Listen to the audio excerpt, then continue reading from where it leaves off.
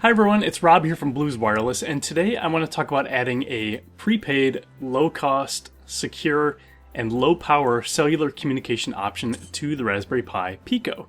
Now, what I have here is that same Raspberry Pi Pico. It is a relatively new microcontroller from the Raspberry Pi Foundation that uses their homegrown RP2040 processor. Now, what makes the Pico unique in the Raspberry Pi ecosystem is that it's not a single-board computer, right? It's a microcontroller, meaning it's generally programmed for a specific purpose in like low power or physically constrained settings. Now compare this to the traditional Raspberry Pis that run, full Linux and can do a lot more, but are more expensive and require a lot more power. Now what makes the Pico interesting is that, well, it's pretty inexpensive, but still a decently powerful MCU. Now the RP2040 chip on here is a dual-core ARM Cortex-M0+, offers plenty of I/O, but uniquely features something called programmable I/O, or PIO for short. Now PIO is a whole subject in and of itself, but I'll leave a link to a blog post about it in the description below, and you may want to check out that later. Now in any case, what the original Pico doesn't have is any onboard communication capabilities. No Wi-Fi, no Bluetooth, definitely no cellular. Now the new Pico W does come with Wi-Fi though, so what I'd like to show off is how quickly you can get going with using low cost, low power, low bandwidth cellular to perform actions like relaying sensor readings, sending machine learning inferences, or even performing, remote control operations, all using the Notecard here from Blues Wireless. Now the Notecard is a tiny cellular system on module that was built from the ground up to include low power components with low power firmware defaults. It does come prepaid with 500 megabytes of data and 10 years of global cellular service. Now just compare what you get on this one little board here versus rolling your own cellular modem, buying a SIM, paying for a monthly plan, managing security and certificates, and having to use that borderline awful AT command syntax for managing the modem. Alright, so how do we combine the Notecard with the Pico? Well, we start by plugging the Notecard into a carrier board here called the Note Carrier. Now these are optional but highly useful boards that act as a bridge effectively between your Notecard and your host microcontroller. Now this Note Carrier in particular comes with onboard antennas here, quick connectors for peripherals, JST connectors for different power sources, and exposes all the Notecard pins via these headers at the top. Now I quickly wired up my Pico to my Note Carrier, communicating over the I2C bus for simplicity. Now I'm also using the onboard temperature sensor of the Notecard to provide some real-world data. Now the Pico supports both C and MicroPython, so I'm going to use the venerable Thonny IDE to program my Pico using the latter of those two.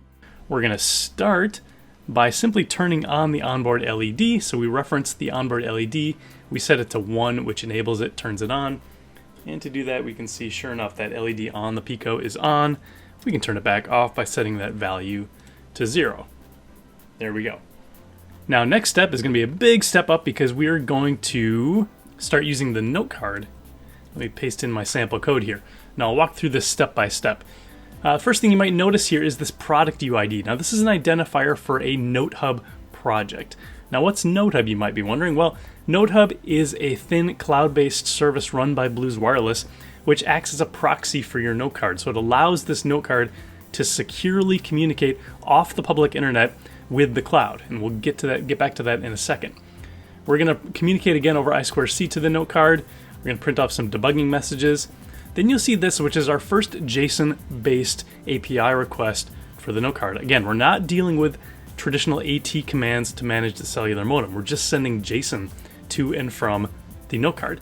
So we're using the hub.set request, and we're going to send that aforementioned product UID, that unique identifier, along with setting the modem into continuous connection mode. Then we're going to create a sync with Notehub. So we're going to manually say, hey, Notecard, go ahead and create that cellular sync with Notehub.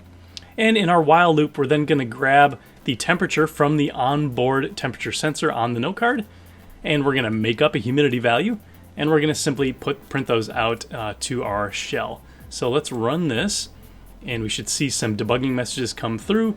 So there's our hub.set request, here's our hub.sync, and here's our car.temperature, so we can see the temperature and humidity values coming through here. And this is going to run every 10 seconds, so this will just continually run.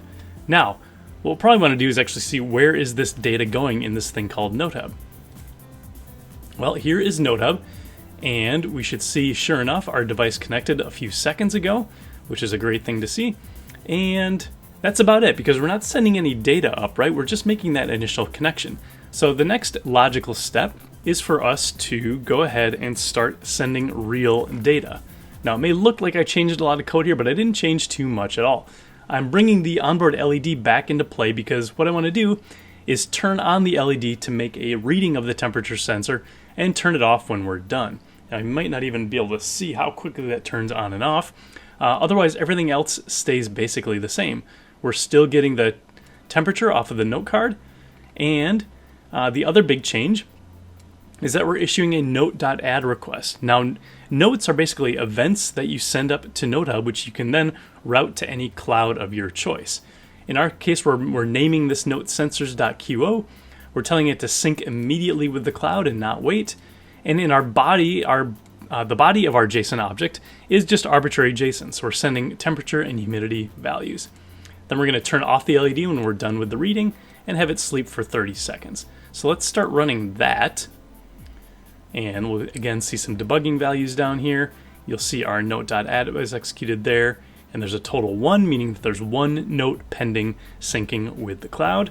And we're just going to wait here for a few seconds. And sure enough, there we go. Now let's head back to Notehub. And again, reload here. We should see, yep, sure enough, still there a few seconds ago. Now we can head to the Events tab, and we can see these sensors.qo data. Now here's the most recent sensor data that I sent, and I can navigate in here and I can look at the body. That looks very familiar, right? This is the information that we sent from the Pico. Now, our journey doesn't end there because we don't really want your data just to stay in Notehub. It's only somewhat valuable to see that data was sent to the cloud here. What we want you to do is to route that to your cloud of choice. I took the liberty of creating a dashboard in Ubidots here that is going to actively show the temperature and humidity values that we're sending over time. So what we can see is the most recent value, 28.25, and 50, of course, which is my arbitrarily set humidity value, which matches up exactly with what I sent here. Now, I did this using a feature of Notehub called routes. Now, a route can be any kind of arbitrary endpoint. Again, it can be a generic HTTPS endpoint, can be a big cloud, AWS, Azure, Google Cloud. We even have Snowflake on here. It can be an MQTT endpoint. There's really almost unlimited options here in terms of how you send your data to the cloud. All right, hopefully you've gotten a little taste of how easy it can be to use something as traditionally difficult as cellular with your Raspberry Pi Pico. If you'd like to try this yourself, head to shop.blues.io at this URL to grab a starter kit for a feather-based MCU, the starter kit for the full Raspberry Pi, or get your own note card and note carrier A that I used here today. Thanks for watching.